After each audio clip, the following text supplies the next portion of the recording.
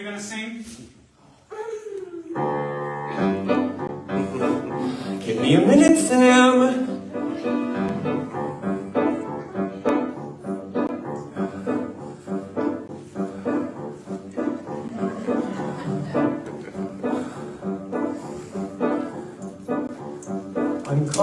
I'm calm, I'm perfectly calm, I'm utterly under control.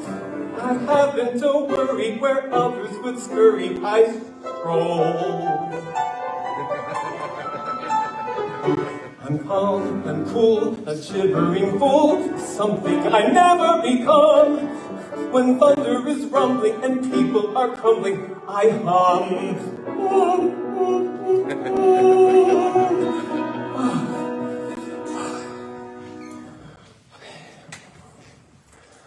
I must think calm, comforting things, butterfly wings, emerald rings, or a murmuring brook, murmuring, murmuring, murmuring.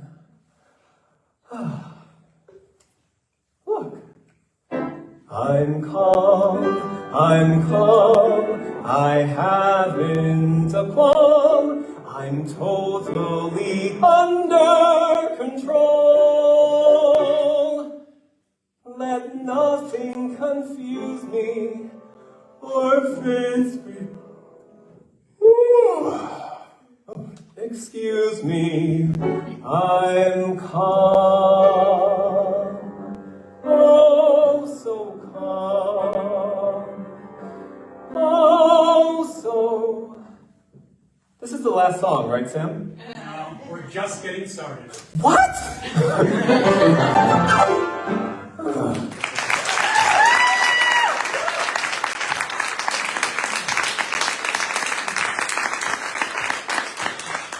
Hi, everybody. Hi. My name is Klinger-Wilensky, and I am here to put on a little show for you tonight. This is something I've been wanting to do for a long time, and this actually came about this is one of my New Year's resolutions, actually the New Year's resolution for this year, which was to, by the end of the year, my plan was to have put on a show. Put together, practiced, got everything together, what I'm doing right now. And here I am, in the middle of October, with 2.5 months to spare, getting it done, right? I mean, take that, procrastination. Old me would have been doing this at like 10:30 p.m. on December 31st, but I'm getting it done now. So before I forget, I want to introduce to you a very important person, the person who's going to be making, if you think about it, more music than I am tonight, which is my accompanist, Sam Frenkel. Sam and I met Sam about 15 or so years ago, back in what seems like a previous life now when I worked in IT at Penn. I worked with one of the offices I worked with was one where he worked, and so we reconnected when I was looking for an accompanist for this, and he's been great to work with, and thank you so much for being here, Sam. So, what are we doing tonight? What are we doing tonight? So what I put together for you tonight is a little, I didn't want to just stand up here and just sing a bunch of songs that I like, because that's, it would be good, obviously. But I wanted to be a little more compelling, a little more interesting, so I tried to kind of make a story about it, or a point, some kind of through line through everything. So I'm going to be taking you on a little journey tonight, through my life. Not because I think it's special or anything, but because that's kind of what I got to share, all right? My mouth is dry. So, so it's going to be mostly a journey through like things I've done performance-wise, musical-wise, and also kind of sprinkled throughout is going to be some life events and songs that kind of relate to those. So I hope you enjoy the night. I hope it's enjoyable. And let's see. So we're gonna go back a little bit. Picture it. Warminster, 1994. So I'm a freshman in high school, and so let's see, so I was turning 15 that spring, and every spring my high school did a musical, and I was trying out for a musical for the first time, and the musical was Once Upon a Mattress, which, if you're not familiar with it, is a comedic take on the story of The Princess and the Pea. And I auditioned, and I got the role of the minstrel, which is actually, I mean, I'd say it's one of the lead roles. He opens up the show with a song that tells the traditional story of The Princess and the Pea, and then he has other stuff throughout the show as well. And it was pretty cool to be a freshman and to have one of the lead roles. It was neat. Two things about the show really stand out. One is it's the first of 2 times in high school when I had to wear tights on stage. And the second, and this is like seared into my memory, is that a friend of mine who was the same year as me in school, Mandy Ridenhour, whenever we were rehearsing, especially I remember this, the second act starts with this big dance number, and I was dancing, and I think she was like a townsperson in the background or something. And she would constantly tell me how I had chicken legs. And I'm convinced at this point that it was actually a curse, because, you know, despite all the things I try to do fitness-wise and doing CrossFit, I still have chicken legs. So thank you, Mandy Ridenhour, for cursing me with chicken legs. So I'm going to sing for you 2 songs from Once Upon a Mattress. The first one is the song I alluded to earlier, which is Many Moons Ago, which is the opening song the minstrel sings, and tells the story of the Princess and the Pea. And that's going to be immediately followed by a nice tune called Normandy.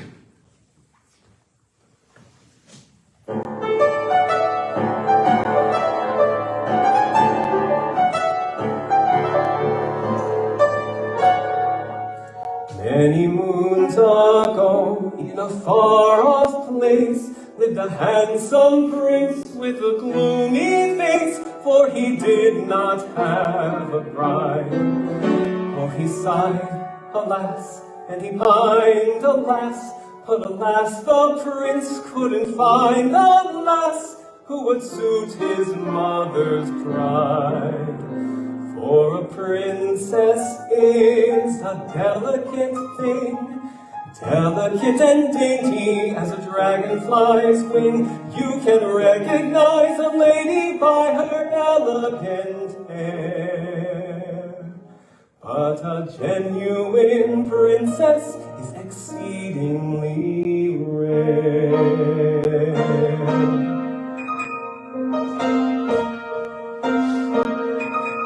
On a stormy night, to the castle door came the lass the prince had been waiting for. I'm a princess lost, quoth she. But the queen was cool and remained aloof, and she said, perhaps, but we'll need some proof. I'll prepare a test and see. I will test her thus, the old queen said. I'll put 20 downy mattresses upon her bed, and beneath those 20 mattresses, I'll place a tiny pea. If that pea disturbs her slumber, then a true princess is she.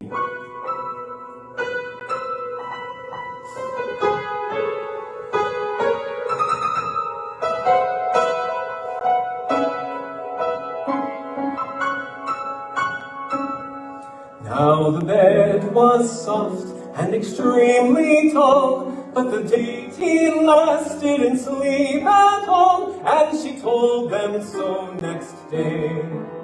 Said the queen, my dear, if you felt that pea, then we've proof enough of your royalty. Let the wedding music play. And the people shouted quietly, hooray! For a princess is a delicate thing, delicate and dainty as a dragonfly's wing. You can recognize a lady by her elegant hair. But a genuine princess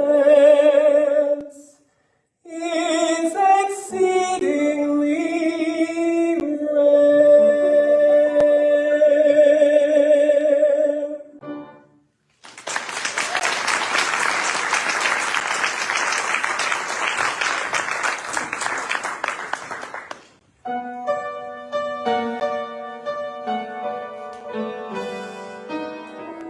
Normandy is fine and fair, so Normandy is where we'll go.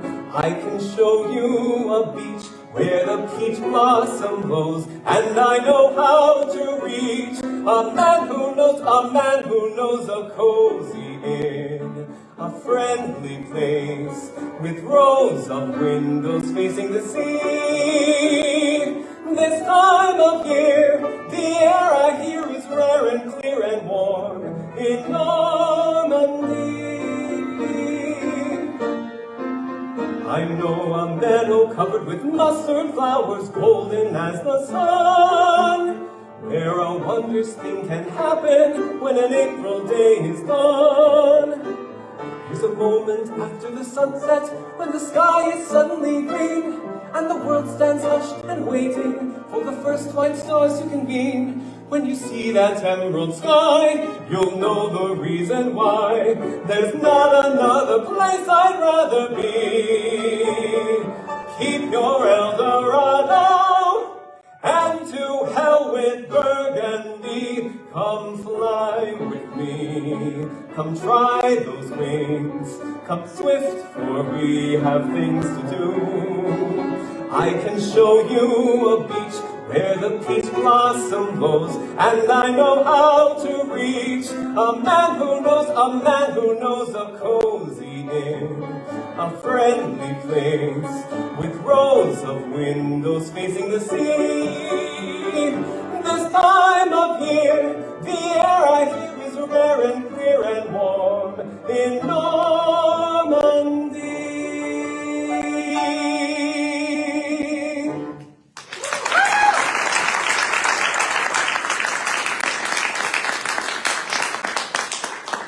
So that was Once Upon a Mattress, my freshman year in high school. And looking back, that's definitely when my musical theater career in high school peaked, because following that, the next year we did The Sound of Music, and I was Friedrich, one of the 7 Von Trapp family children. And this was my big line. I'm Friedrich, I'm 14, I'm a boy. And I was 16, I mean, come on.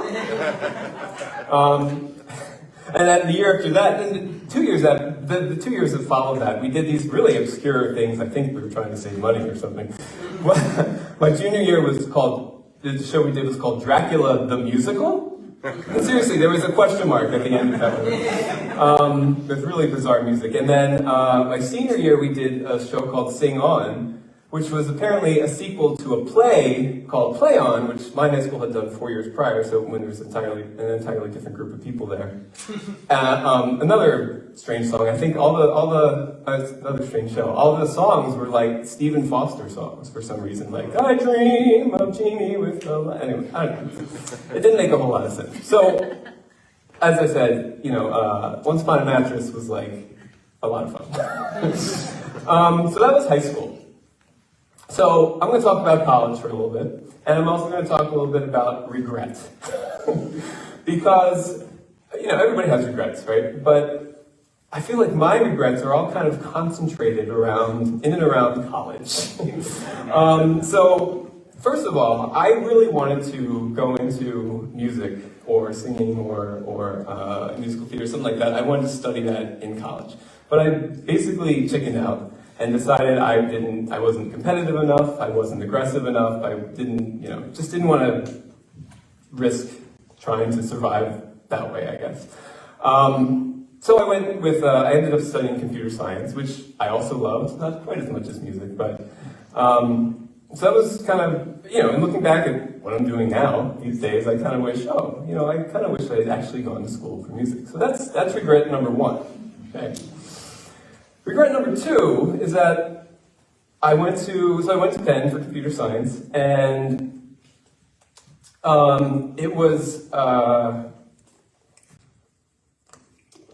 and I kind of squandered my time at Penn, honestly. So I had just come out of the closet, started to come out of the closet the year before my senior year in high school. And so I got to Penn, I'm like, woo, I can be gay. And so that was, being social ended up being one of my priorities, unfortunately. And the other thing is that, I'm a semi-smart guy and didn't have to work all that hard through grade school. But then I got to Penn and I'm like, I don't know how to work hard. Like, I don't know how to really study and do actual work. And so those two things kind of led to me, some of you know this, a lot of you know this, that led to me not being quite done at the end of 4 years. I dropped the class here, withdrew from a class there, it adds up. So then I ended up getting a job at Penn so that I could finish for free, because Mom was like, I paid for 4 years, what more do you want from me? But that kind of like kept me at Penn. Like I couldn't do what everyone else did and graduate college and go off wherever you wanted to not wherever you wanted, wherever you got a job, but wherever you could go. So those are my regrets about college. However, when I think about those regrets, I think about, well, if any of that stuff had worked out differently, where would I be today? I probably wouldn't be here. I wouldn't, life could be completely different. And I just watched Everything Everywhere All at Once. Like, who knows what could be happening? But even so, like, sometimes, college is such a short period of time. It's only 4 years. And you're like, oh, I wish I could have done this. I wish I could have done that. And that's what this next song is all about.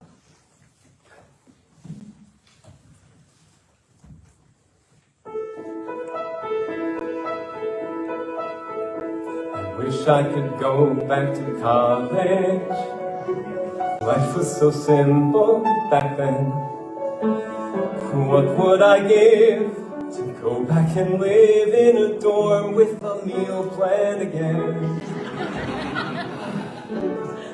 Wish I could go back to college. In college you know who you are. You sit in the quad and think, I am totally gonna go far. How do I go back to college? I don't know who I am anymore. I wanna go back to my room and find a message in dry erase pen on the door. Whoa, I wish I could just drop a class or get into a play or change my major or date my TA. I need an academic advisor to show the way.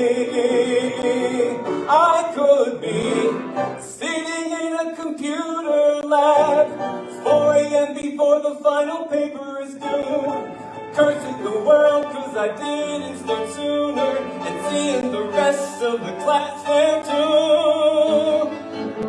I wish I could go back to college. How do I go back to college? Whoa, I wish I had taken more pictures. But if I were to go back to college, think what a loser I'd be. I'd walk through the quad and think, oh my God, these kids are so much younger than me.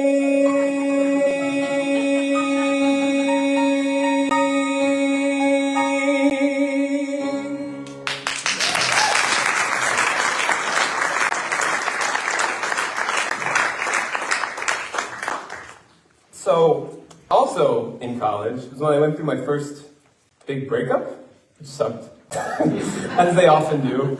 And it made it, and although it was, it was fine, it was done in a very respectable way. It makes me think of this song that I like to sing. And I also think about how, especially today, people are breaking up over like text messages or ghosting people and whatnot. And this is a song about the proper way to break up with somebody.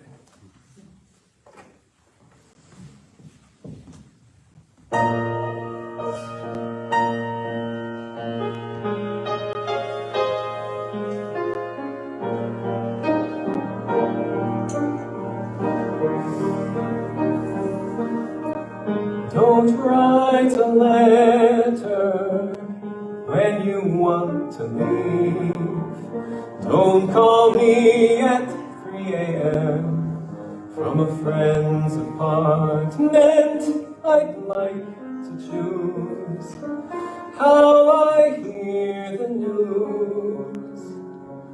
Take me to a park that's covered with trees. Tell me on a Sunday, please. Let me down easy, no big song and dance. No long faces, no long looks, no deep conversation. I know the way we should spend that day. Take me to a zoo that's got chimpanzees. Tell me on a Sunday, please. Don't wanna know who's to blame, it won't help knowing. Don't wanna fight day and night, bad enough you're going. Don't leave in silence with no word at all. Don't get drunk and slam the door. That's no way to end this. I know how I want you to say goodbye. Find a circus ring, defying trapeze. Tell me on a Sunday, please.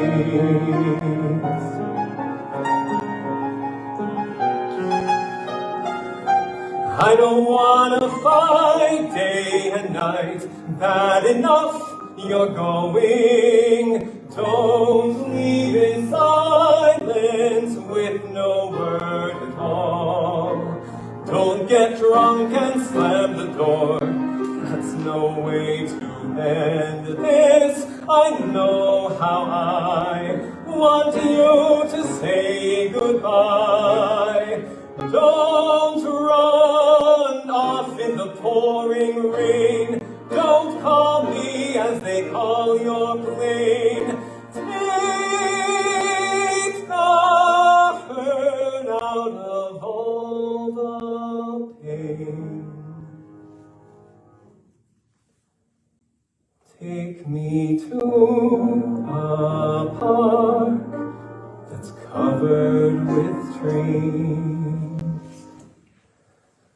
Tell me on a Sunday, please.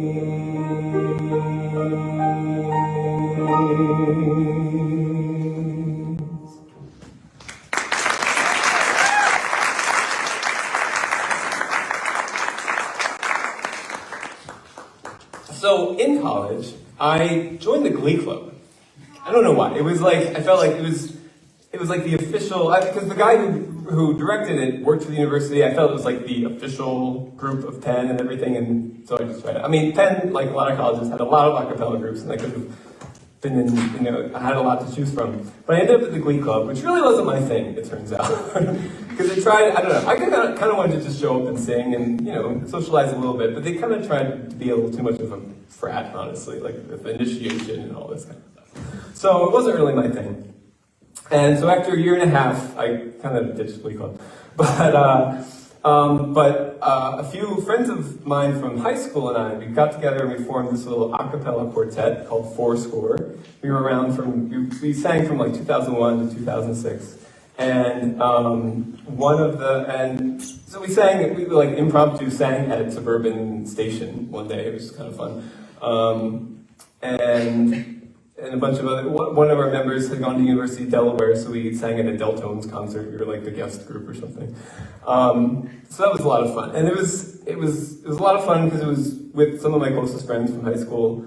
And we actually got together at, so one of the members, Nora, where her parents lived, she had a friend who had like a recording studio, an amateur recording studio in their basement, so we actually went there and recorded a few of our songs. One was Java Jive, which is kind of, we kind of modeled ourselves after Manhattan Transfer, if you're familiar with that group a little bit, and that was one of their big songs, Java Jive. We did a version of And So It Goes by Billy Joel, and we did one other song, which is what I'm about to sing.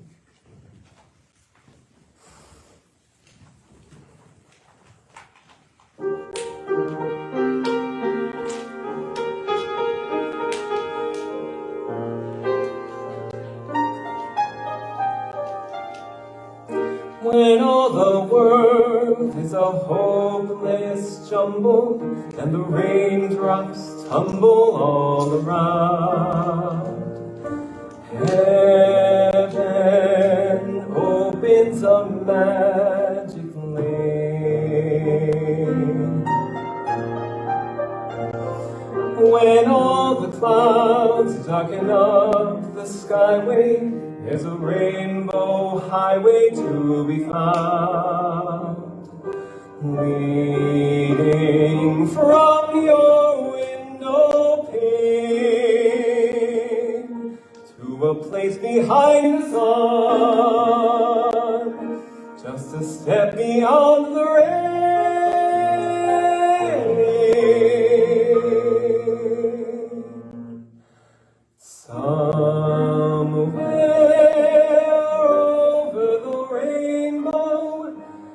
Skies are blue, and the dreams that you dare to dream really do come true. Somewhere over the rainbow, skies are blue, and the dreams that you dare to dream really do come true. Someday I'll wish upon a star and wake up where the clouds are far behind me, where troubles melt like lemon drops away above the chimney tops. That's where you'll find me. Somewhere over the rainbow, bluebirds fly. Birds fly over the rainbow. Why then, oh why can't I? Someday I'll wish upon a star and wake up where the clouds are far behind me, where troubles melt like lemon drops away above the chimney tops. That's where you'll find me. Somewhere over the rainbow, bluebirds fly. Birds fly over the rainbow. Why then, oh why can't I?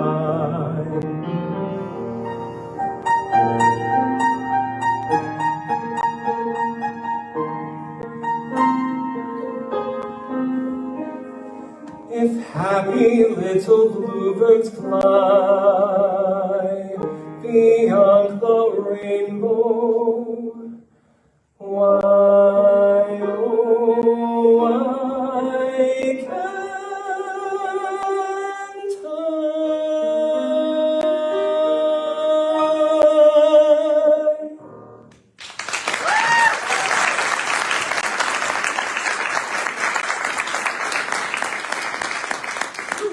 All right.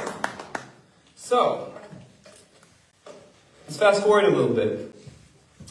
I have some kids. I have a couple of them, actually. Yeah. I see Daniel right there with scratching. Hi. And I'm sure, whether you have kids or not, I'm sure you've heard people say kids are like sponges, right? I like to think of them as like Alexa. Always always listening, but not always doing what you tell them to do. Right? Like, what was that? I'm sorry. But yeah, they're always listening, which is a good thing because I'm not the type of parent to like really sit down with my kid and like explicitly explain like just how to be right and wrong, all that stuff. I kind of like to, and I don't know, maybe it's lazy, I don't know, but I like to kind of parent by example. You know, I try to be kind of the best person I can be, and hopefully they'll pick up on that. Because I think about, first of all, there was a time that every once in a while I hear things come out of my kids' mouths, and I'm like, that's weird. Why would you say that? It just didn't sound like something that they would have said normally. And I realized, oh, that's something I say. They're just like repeating what I do. Okay. And I can't tell you the number of times I've caught myself doing things that I realize my mom did. I'm like, every day I'm becoming more and more like my mother, which is a little scary. So this next song is about how, again, children, not always necessarily doing what you tell them to do, but they're always listening.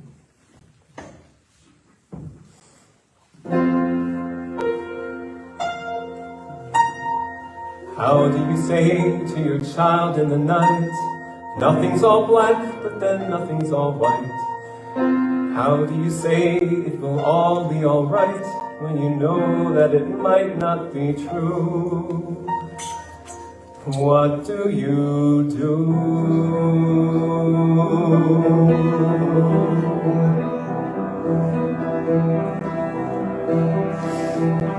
Careful the things you say, children will listen. Careful the things you do, children will see and learn. Children may not obey, but children will listen. Children will look to you for which way to turn, to learn what to be. Careful before you say, listen to me. Children will listen. Careful the wish you make. Wishes are children. Careful the path they take. Wishes come true, not free. Careful the spell you cast, not just on children. Sometimes the spell may last past what you can see and turn against you. Careful the tale you tell, that is the spell. Children will listen. How do you say to a child who's in flight, don't slip away and I won't hold so tight? What can you say that no matter how slight might be misunderstood? What do you leave to your child when you're dead? Only whatever you put in his head. Things that your mother and father had said, which were left to them too.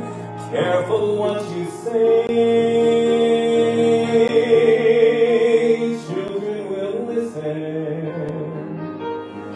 Careful you do it too. Children will see and learn.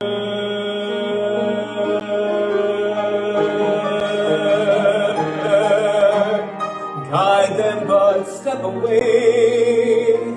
Children will listen. Children will look to you for which way to turn, if just to be free. Careful before you say, listen to me. Children will listen. Children will listen. Children will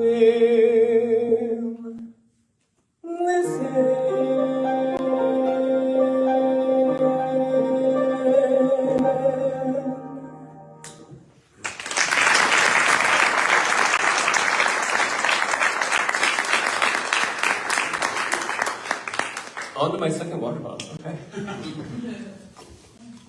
So obviously I'm singing basically all musical theater songs. There's a few kind of songs from movies sprinkled in, which basically work as musical theater songs too. And I wanted to tell you a little bit about like how I just first got into musical theater. And you know, when I was really young, I remember my mom, she'd watch The Sound of Music every year. She'd listen to The Sound of Music CD, she'd listen to, back in the days of CDs, she'd listen to South Pacific, she'd listen to Camelot. I remember in elementary school in 5th grade seeing Cats at the Forest Theater in Philly. But none of that really kind of, you know, it didn't kind of hook in for me, I guess, until I got to middle school. And in middle school, in chorus, the chorus teacher, Miss Nancy Joy Coke, must have loved show tunes too, because in 6th grade we did a medley from Les Mis, we did a medley from Phantom of the Opera. In 7th grade we did a medley of Andrew Lloyd Webber shows. Andrew Lloyd Webber wrote the Phantom of the Opera. He wrote Evita, Jesus Christ Superstar, Tell Me on a Sunday, Cats, Starlight Express, a whole bunch of stuff. And in 8th grade we did a medley of stuff from Guys and Dolls.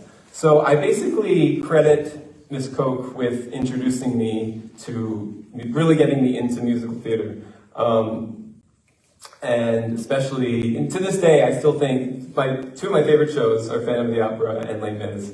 And to this day, I still think they're like, to me, like the quintessential musicals. And so, I'm going to be singing a couple of songs from them now. Incidentally, I could not get away with doing the show without singing a song from Les Mis because it's Eric's favorite show. But the thing about Les Mis is there's not exactly a lot of rousing, happy numbers in Les Mis. It's a little bit on the depressing side, so I apologize for singing a bit of a heavy song, but it's my favorite song from Eric's favorite show. And this is called Empty Chairs at Empty Tables.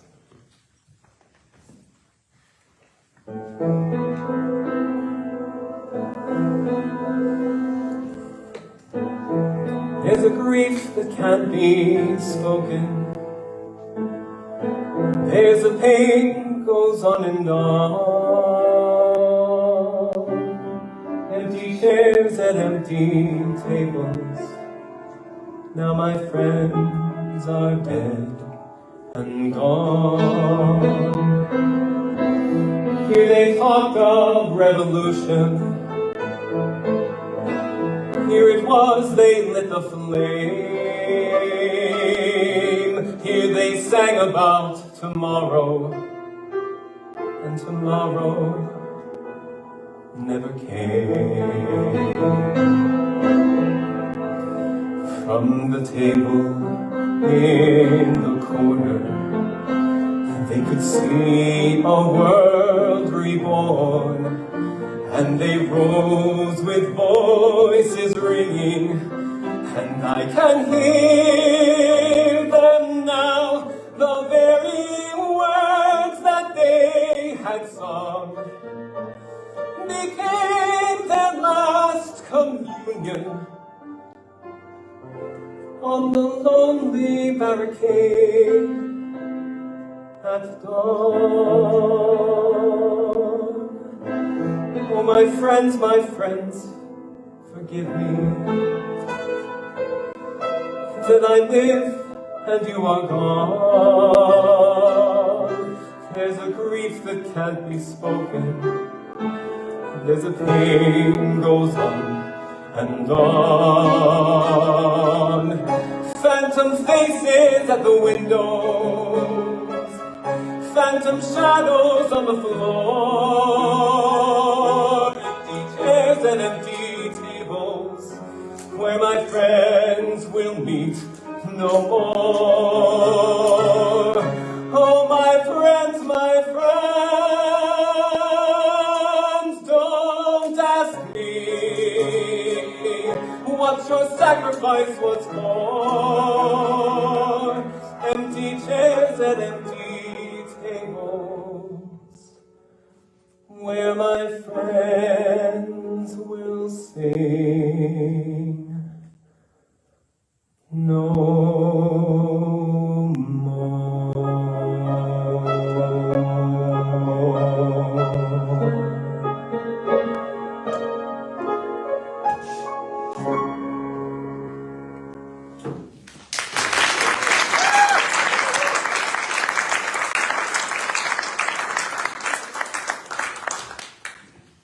And we are just about up on the halfway mark. I can take a little break. And I'm going to leave you with a song from Phantom of the Opera, one of my favorite shows. And I would actually like to dedicate this song to Miss Coke for instilling in me my love of musical theater and Andrew Lloyd Webber specifically. So I'm going to be singing Music of the Night.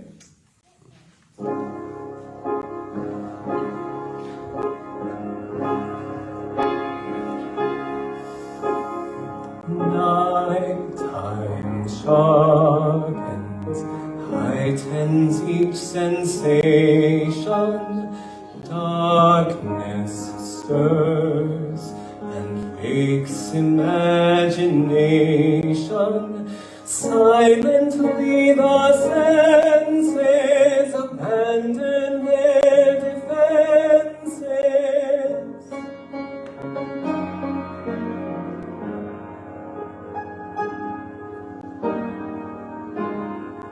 Slowly, gently, night unfurls its splendor.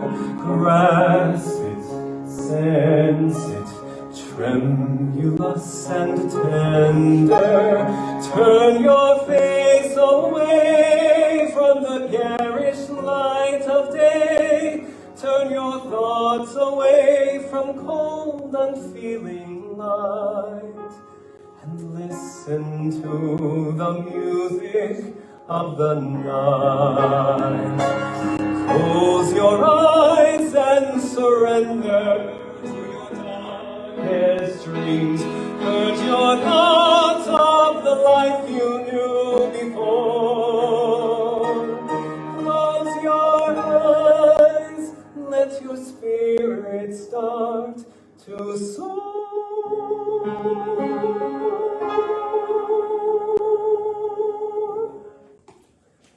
And you'll live as you've never lived before. Softly, deftly, music shall caress you. Hear it, feel it, secretly possess you. Open up your mind, let your fantasies unwind in this darkness which you know you cannot fight. The darkness of the music of the night. Let your mind start a journey through a strange new world. Leave all thoughts of the life you knew before. Let your soul take you where you long to be.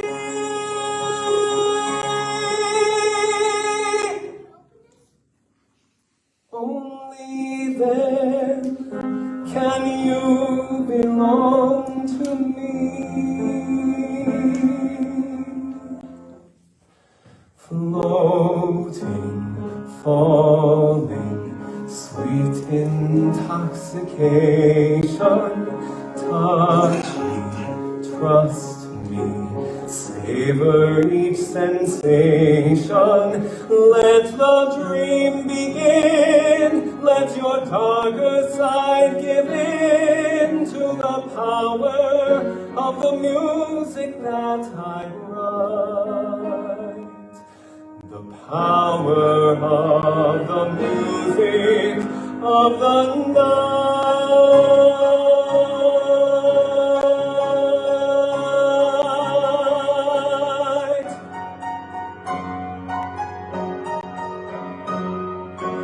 You alone can make my song take flight.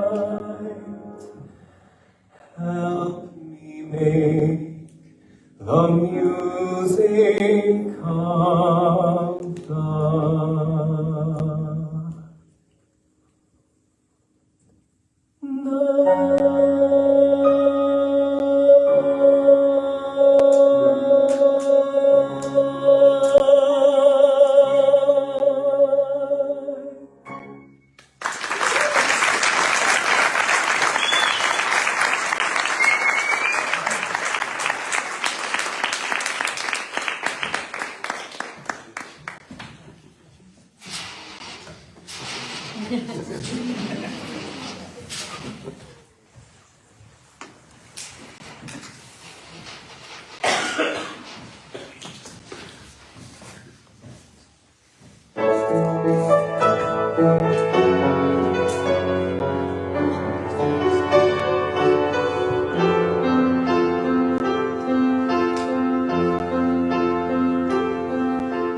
Once in every show, there comes a song like this. It starts off soft and low, and ends up with a kiss.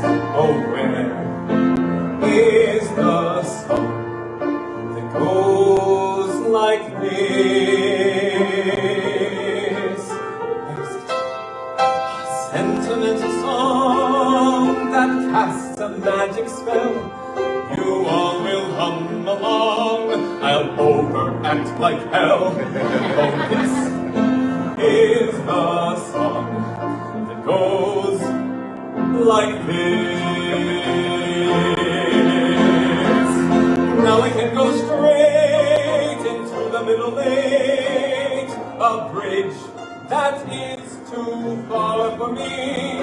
I'll sing it in your face while we all embrace, and then I'll change the key. Number 2-8! That's awfully high for me, but everyone can see I should have stayed in D. For this is the song that goes like this. I can't believe there's more. Far too long, I'm sure. That's the trouble with the song. It goes on and on and on. For this is the song that is too long. Keep racing, all you need till dawn. You'll wish that you weren't born. Stop the every rain before I go insane. The song always ends like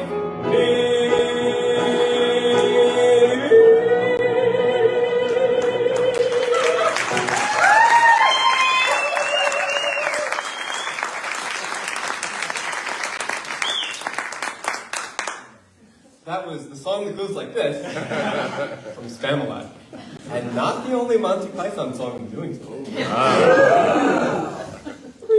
Anyway. So jumping ahead a little bit, back into the story I was telling. In 2015, my high school music teacher, not the one that I was talking about earlier, my high school chorus teacher, who I had an interesting relationship with, but looking back, I mean, she was obviously, in high school I was in this group called the Magical Singers, which you had to audition for. And and that kind of instilled in me my love of kind of, we did a lot of a cappella Renaissance music, and which still has a special place in my heart. I listen to every once in a while. And obviously, she's the one who cast me in Once Upon a Mattress and all that. So she, even though we didn't always see eye to eye, didn't always super get along, she obviously had a profound effect on me musically. And in 2015, unfortunately, she passed away suddenly. And so a good friend of mine, Rushmi, and she was 2 years ahead of me in high school. She's also huge in madrigals and everything. We put together, along with another alum, we put together a little memorial concert for her at the high school. And Rushmi and I sang the song called For Good from Wicked, which I'd like to share with you now. And I'd actually like to sing this song in honor of all the people, including Dr. Carroll, and a few others who I'll mention, who have touched my life, but are unfortunately no longer with us, including Dan Weitz, Ira Sherris, Mina Wagman, my Uncle Bill, Uncle Carl, Aunt Joan, Uncle Ken, my grandparents, and my mom and dad.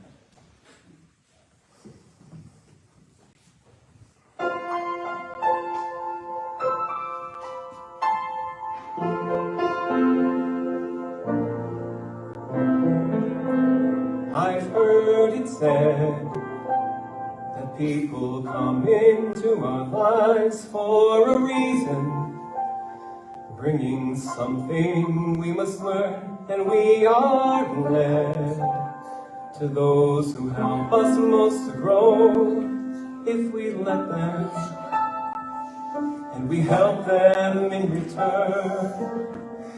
Well, I don't know if I believe that's true, but I know I'm who I am today because I knew you. Like a comet pulled from orbit as it passes the sun, like a stream that meets a boulder halfway through the wood. Who can say if I've been changed for the better? But because I knew you, I have been changed for good. It well may be that we will never meet again in this lifetime. So let me say before we part, so much of me is made of what I learned from you. You'll be with me like a handprint on my heart. And now whatever way our stories end, I know you have rewritten mine by being my friend. Like a ship blown from its mooring by a wind off the sea, like a seed dropped by a skybird in a distant wood. Who can say if I've been changed for the better? But because I knew you, I have been changed for good. And just to clear the air, I ask forgiveness for the things I've done you blame me for. But then I guess we know there's blame to share, and none of it seems to matter anymore. Like a comet blown from orbit as it passes the sun, like a stream that meets a boulder halfway through the wood. Who can say if I've been changed for the better? I do believe I have been changed for the better. And because I knew you, because I knew you, because I knew you, I have been changed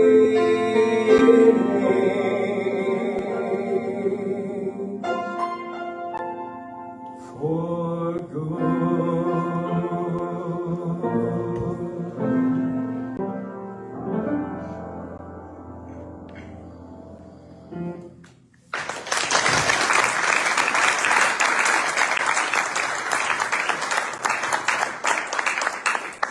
So, I know a lot of you are going to know what this means, but I'm going to ask anyway. It's part of my shtick. How many people know what a shiksa is? So if you don't, because there's probably a couple people who maybe don't. So shiksa is a Yiddish word. And as someone who only converted to Judaism, I feel a little like I shouldn't be the one explaining this, but whatever. But I'm the one who's up here. So shiksa is a woman who is not Jewish, and is traditionally derogatory. It's not good to be a shiksa.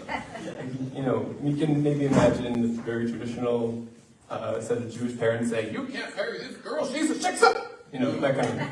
So it's not good to be a shiksa. Generally speaking. But I have a story about the shiksa. That is, Eric and I, Eric's parents used to have a place on South Beach that Eric and I would go to a lot. This was pre-kids. We were down there, and we were eating lunch on Lincoln Road at this restaurant called Cafeteria. We were eating outside. And who ends up at the table next to us but this, I think, famous Jewish comedian, Jackie Mason, right? And Eric was very excited, because Eric is a big fan. And so we're both eating salads. Mine has like chicken on it, I think. Eric's has steak on it. How many times have you seen steak on a salad? But and I don't know. I guess Jackie Mason kind of looked at Eric, looked at his steak on his salad, and was like, "You're Jewish, but your friend, he's not Jewish. What's going on?" And Eric, without missing a beat, says, "Jackie, he's my shiksa."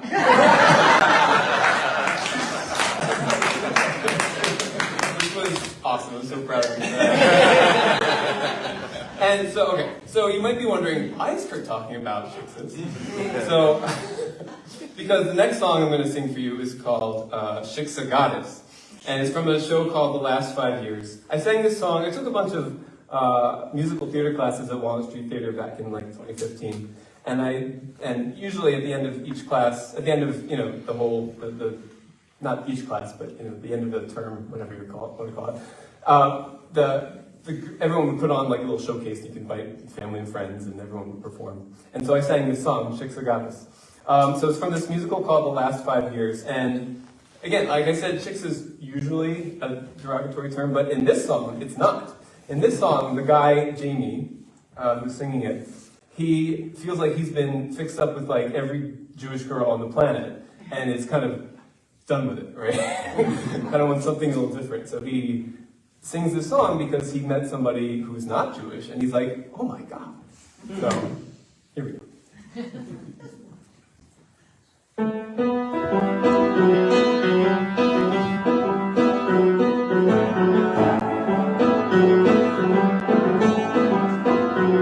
I'm breaking my mother's heart. The longer I stand looking at you, the more I hear it splinter and crack from 90 miles away. I'm breaking my mother's heart. The JCC of Spring Valley is shaking and crumbling to the ground, and my grandfather's rolling in his grave.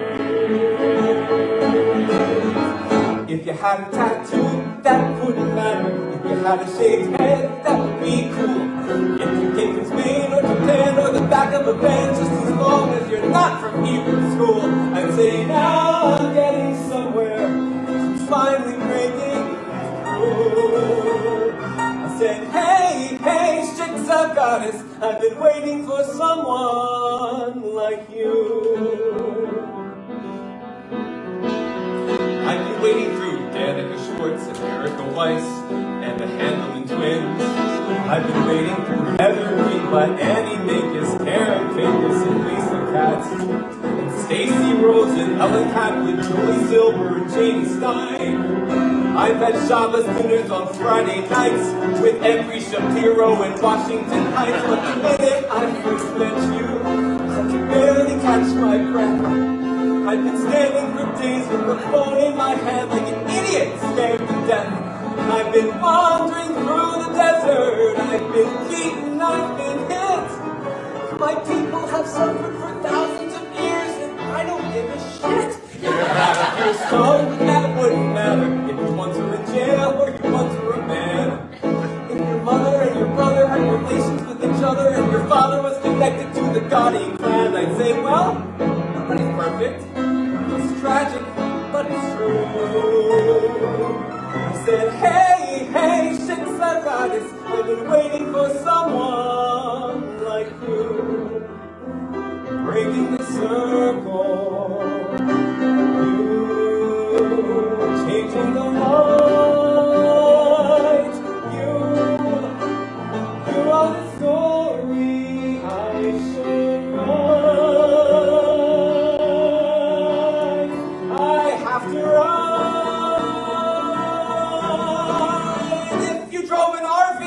that wouldn't matter. If you like to drink blood, I think it's cute. If you've got a powerful connection to your firearm collection, I say draw, beat, and shoot. I'm your evil slave at your service. Just tell me what to do.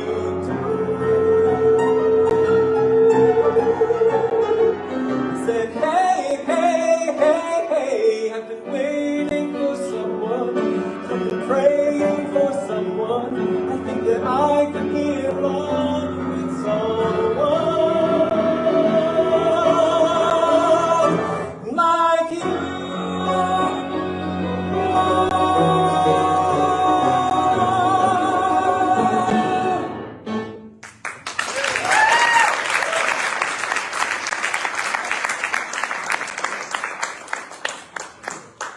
All right, so also in 2015, I was in a community theater production of a musical for the first time, like ever, and I haven't been again since. But anyway, so I did The Secret Garden, which is another one of my favorite shows, up in Bryn Athyn, and it was great because at the time, this was BD before Daniel, so it was just Gretchen.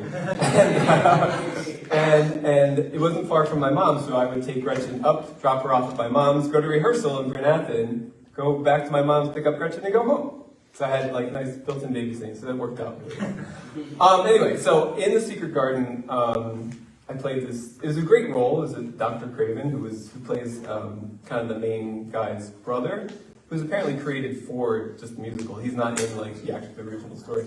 But and he has a lot of great songs, but unfortunately none of them are like solos. There's this great quartet, there's this great duet, and he has this short little solo, but it's like a reprise of something. It's anyway not worth singing. So instead, I'm going to sing a song from The Secret Garden called "A Bit of Earth" that is sung by his brother, one of the main characters, Archibald Craven. So here we go.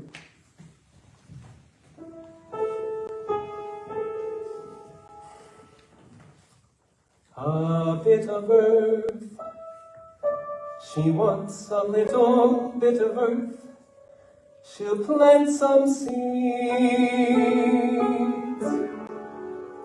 The seeds will grow, the flowers bloom, but is their bounty what she needs? How can she trust to love a little bit of earth? Does she not know the earth is old and doesn't care if one small girl wants things to grow? She needs a friend, she needs a father, brother, sister, mother's arms. She needs to laugh, she needs to dance and learn to work her girlish charms.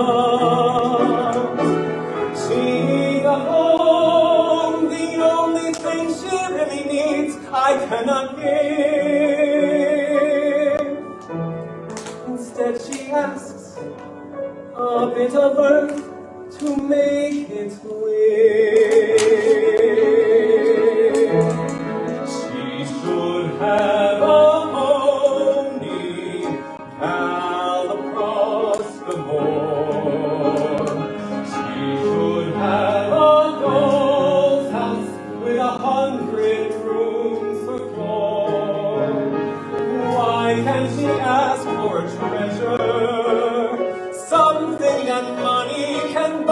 that won't die, when I'd give her the world, she asks instead for some earth,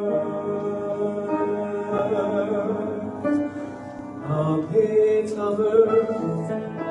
She wants a little bit of earth, she'll plant some seeds. Seeds will grow, the flowers bloom, their beauty just the thing she needs. She'll grow to love the tender roses, lilies fair, the iris tall.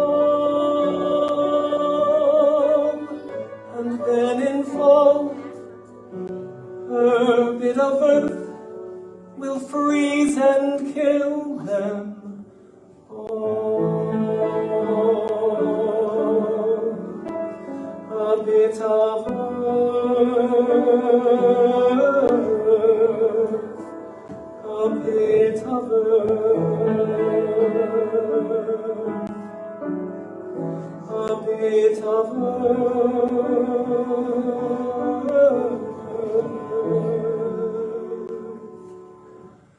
a bit of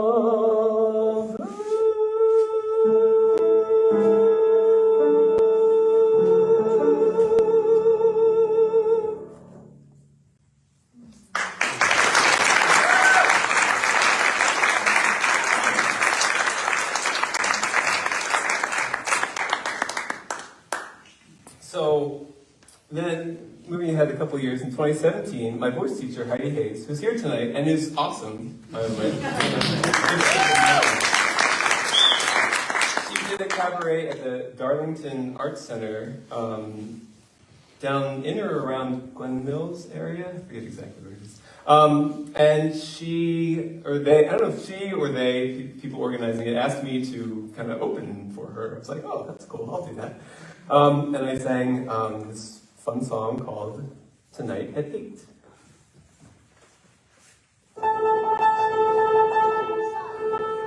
I'm nervous and upset because this girl I've never met I get to meet tonight at 8. I'm taking her to dinner at a charming old cafe, but who can eat tonight at 8? It's early in the morning and our date is not till 8 o'clock tonight, and yet already I can see what a nightmare this whole day will be. I haven't slept a wink, I only think of our approaching tete-a-tete tonight at 8. I feel a combination of depression and elation. What a state to wait till 8. 3 more minutes, 2 more seconds, 10 more hours to go. In spite of all I've written, she may not be very smitten, and my hopes at last may all collapse kaput tonight at 8. Wish I knew exactly how I'll act and what will happen when we dine tonight at 8. I know I'll drop the silverware, but will I spill the water or the wine tonight at 8? Tonight I'll walk right up and sit right down beside this smartest girl in town, and it's anybody's guess. More and more I'm breathing less and less. In my imagination I can hear our conversation taking shape tonight at 8. I'll sit there saying absolutely nothing, or I'll jabber like an ape tonight at 8. 2 more minutes, 3 more seconds, 10 more hours to go. Oh no, when this is done, there's something's ended or begun, and if it goes alright, who knows, I might propose tonight at 8.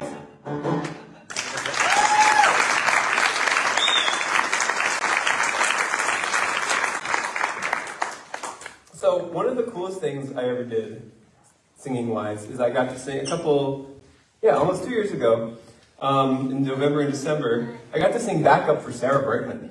If you don't know who Sarah Brightman is, she originated the lead role in Phantom of the Opera, both in London and on Broadway. And it was just this random Facebook posting. You didn't even have to audition or anything. I'm like, yeah, I'm available, I can do that. It was very cool, very, very cool. She had one performance in Bethlehem and another one in Atlantic City. And it was this, what was it called? The Christmas Symphony Tour, I think like that. I think it's what it was called. Now, I'm not going to sing, unfortunately, it's not Christmas time yet. As much as I love Christmas music, I'm not going to torture you with that just yet. But there's another holiday coming up in a couple weeks, right? Halloween, and so I am going to sing a song from The Nightmare Before Christmas. So we get a little bit of Christmas, right? I didn't even think about that. Anyway, so now for this one, you really have to use your imagination. You have to imagine that I'm this really kind of tall, gangly, thin. All right, maybe you don't. Jack Skellington. Anyway.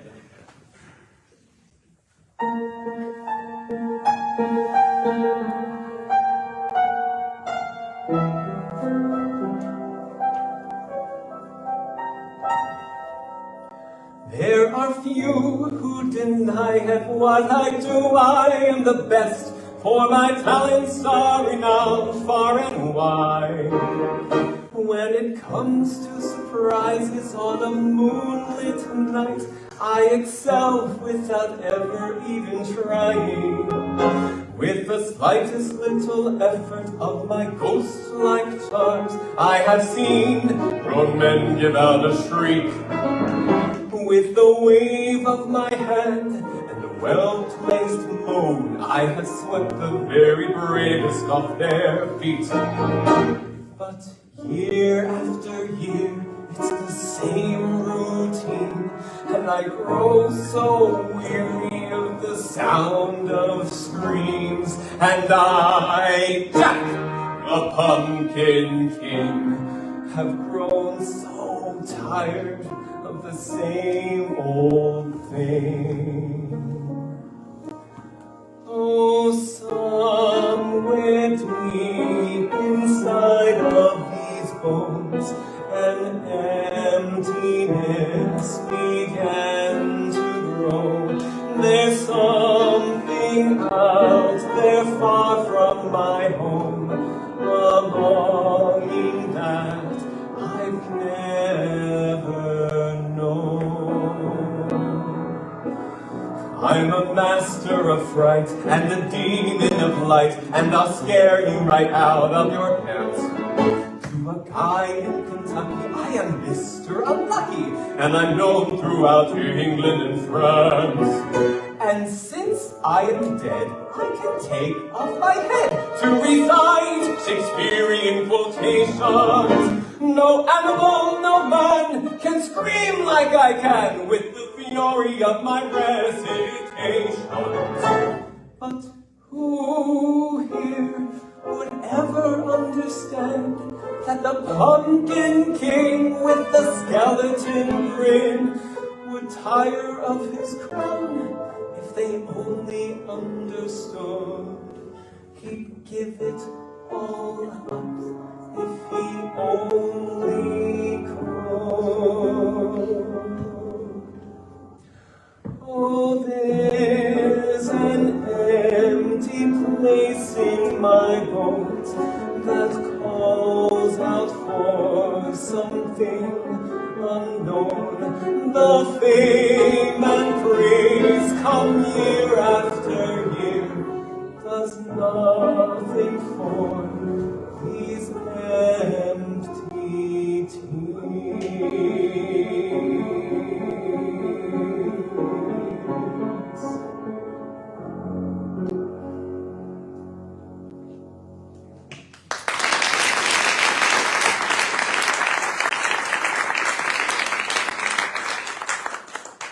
So, if you've ever been to my house, you might know that I'm a bit of a nut when it comes to recycling.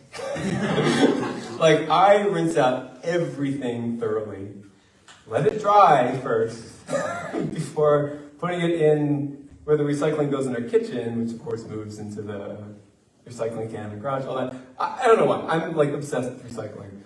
I just think about, I don't know, I think about just like all of our trash. I know a lot of times we put it out, it goes away, and we don't really think about it again, but I'm the kind of person who like thinks about it, but it goes somewhere, and it has to just sit there for like a really long time. And that's not really sustainable, right? Like, we can't just keep piling this stuff up. Anyway, so I'm super into recycling because I feel like it's the little thing that I can do for the environment. Although, who even knows what's happening with the recycling these days? Because first of all, well, as Eric likes to point out to me, like my recycling might be pristine, but somebody else's on the block or wherever might not be, and mine's just sitting there with everybody else's, so what's the point, right?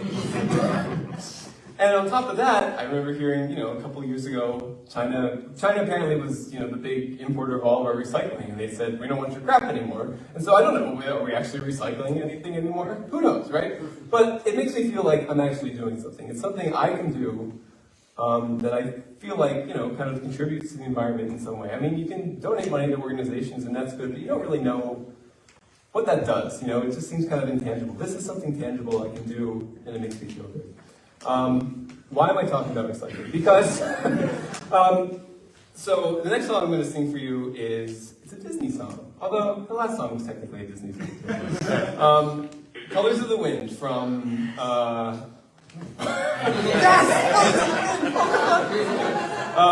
from Pocahontas. And to me, like, obviously there's a very strong message in this song about, you know, treating people who look different from you, act differently from you, with respect and not, you know, just whatever. But for me, what has always resonated with me about the song, I kind of feel like it's an environmental anthem too. And so that's why I'm going to sing it for you.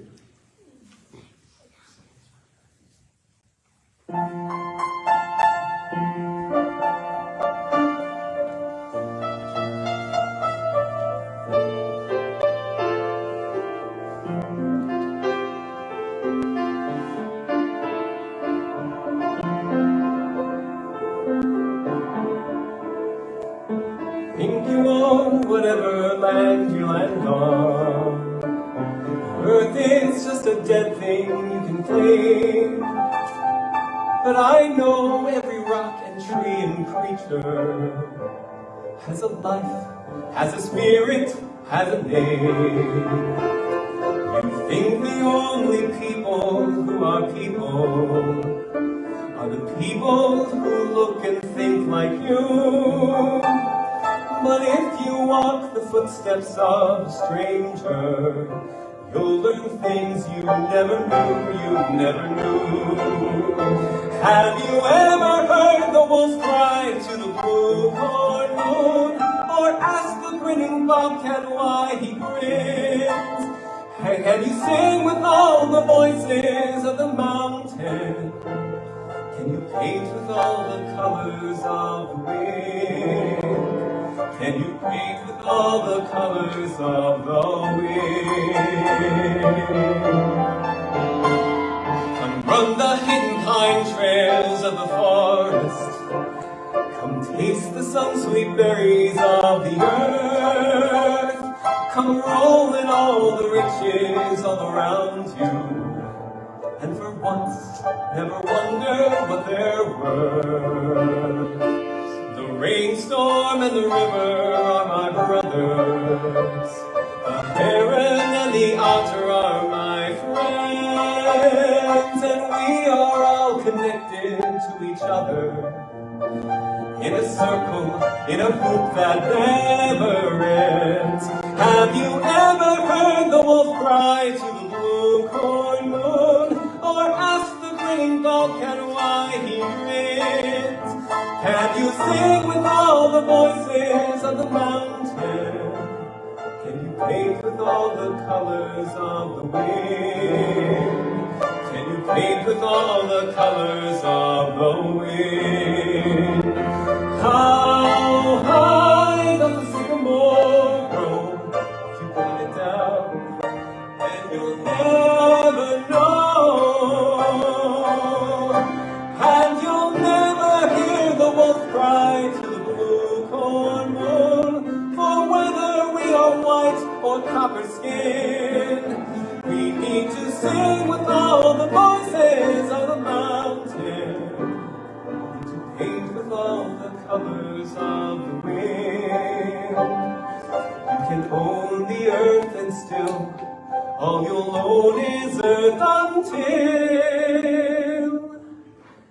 you can paint with all the colors of the wind.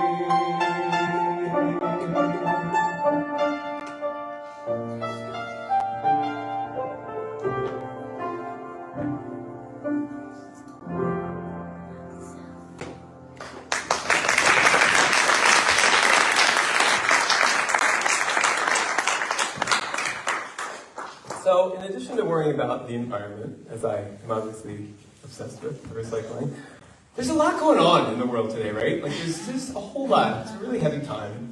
It's a lot of, I mean, we've got Ukraine's been going on for a while. We've got the horrible stuff happening that just happened in Israel.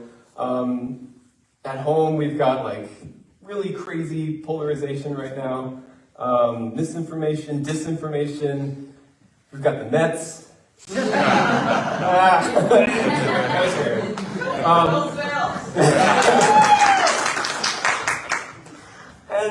there's just a lot, and you know, if you stop and think about it, it's not a whole lot to wrap your head around and easy to get depressed. But I think I figured out a strategy, at least one that works for me, okay?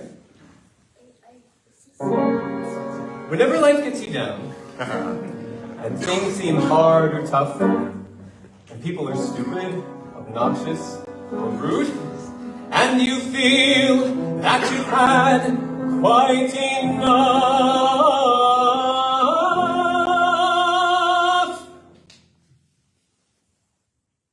just remember that you're standing on a planet that's evolving and revolving at 900 miles an hour.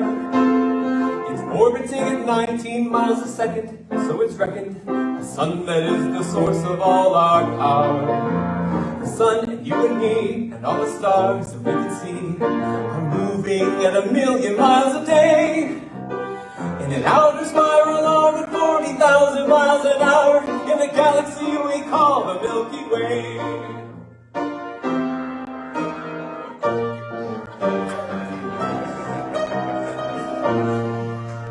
Our galaxy itself contains 100 million stars. It's 100,000 light years side to side. The bulge is in the middle, 16,000 light years thick, but out by us it's just 3,000 light years wide. We're 30,000 light years from galactic central point. We go round every 200 million years. And our galaxy is only one of millions and billions in this amazing and expanding universe.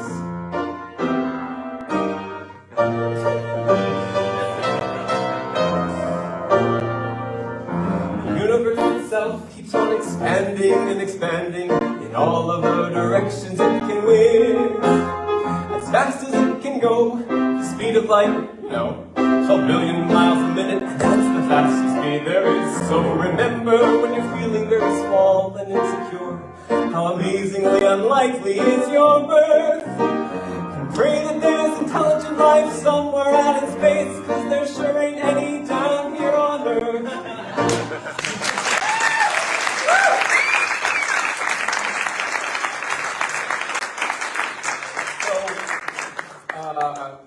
Wow. You guys have been an awesome audience. I can't believe I got through all this. This is great. I'm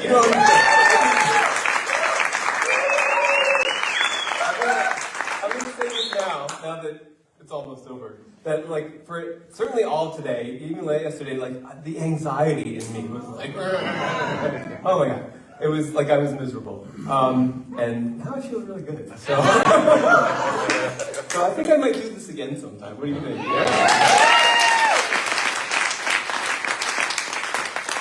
Anyway, with this audience, I'm thrilled.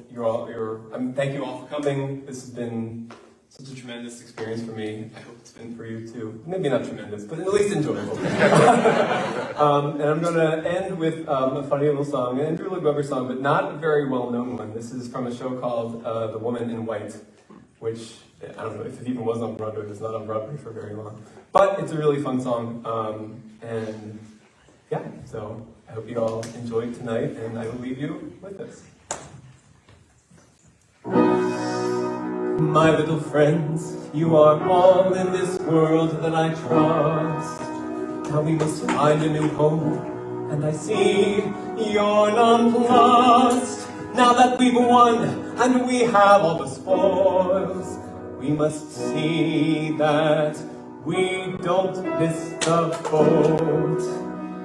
But you'll forgive me if I take a moment to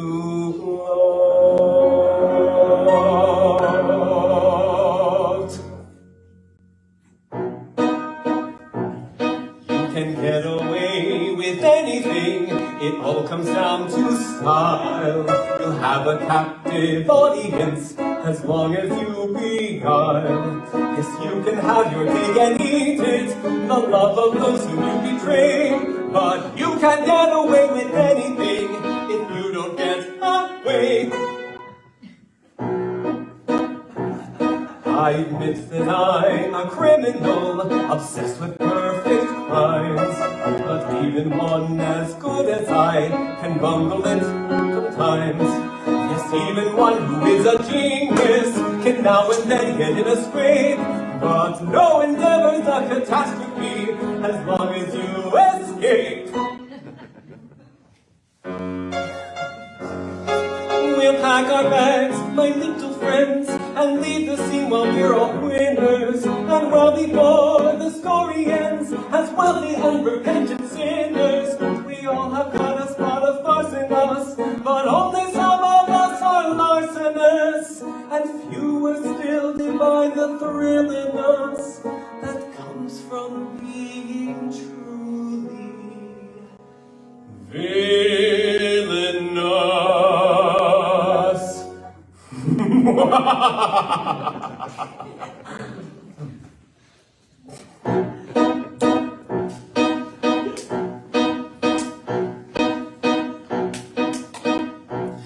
You can get away with anything to prove it is my sport. I live to push the boundaries, to break the rules in short. One must be something of a bounder if one intends to play this game. There's only one thing that one has to have no shame. Yes, I can get away with everything because I have no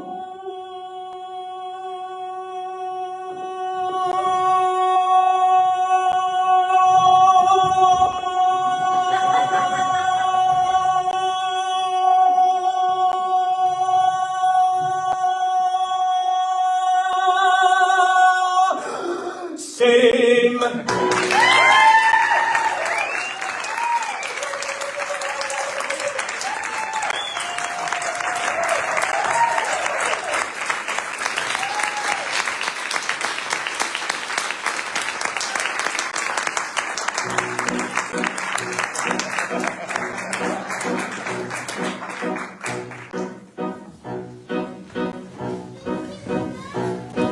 Can get away with anything as long as you don't bore. You can steal a brimming bank account or steal a last encore. I've broken 9 or 10 commandments and skillfully escaped the blame. Yes, I can get away with everything because I have no,